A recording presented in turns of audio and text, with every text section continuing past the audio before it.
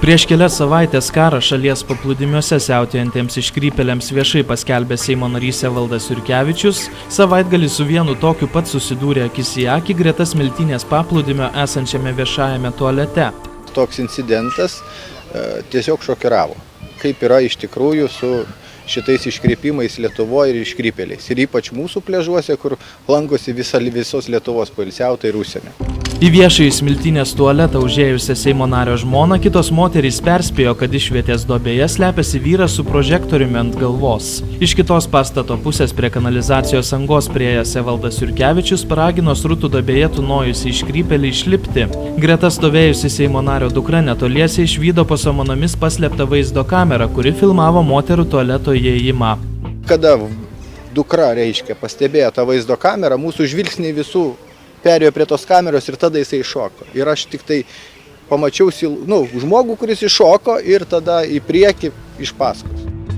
Vis dėlto nusikaltėlis buvo greitesnis už Seimo narį ir netrukus pradingo miško tankmėje. Į įvykio vietą iškviesti pareigūnai apžiūrėję tualetą aptiko paslėptas dar 2 vaizdo kameras. Vieną tualeto viduje, kitą srutų duobėje. Šie 3 vaizdo įrašymo įrenginiai policijoje saugomi kaip daiktiniai įrodymai. Viliamasi, kad ant jų rasti piršto antspaudai padės užčiuopti iškrypėlio pėdsakus. Vakariais Smiltynės grįžtant į Uostamiestį kelte Seimo narys pamatė vyrą panašų į tą, kuris tūnojo srutų duobėje. Nufotografavęs jį mobiliuoju telefonu, Evaldas Jurkevičius iškvietė policijos pareigūnus, kurie patikrino vyro asmens dokumentus. Tiesa, kol kas jokie įtarimai jam nepareikšti. Yra pradėtas ikiteisminis tyrimas pirmajame policijos komisariate už asmens privataus gyvenimo, už duomenų apie asmens privatų gyvenimą neteisėtą rinkimą. Gresia viešieji darbai arba areštas, arba laisvės apribojimas, arba laisvės atėmimas iki 3 metų. Kovotojas su paplūdimio iškrypėliais Evaldas Jurkevičius neseniai svarstymui Seime pateikė administracinės teisės pažeidimų kodekso pataisą, kuria už iškrypėliškus veiksmus pinigines baudas siūloma didinti 10-eriopai. Užregistravau administracinės teisės pažeidimo kodekso pataisėlę, įvardindamas lytinių organų demonstravimas viešoje vietoje.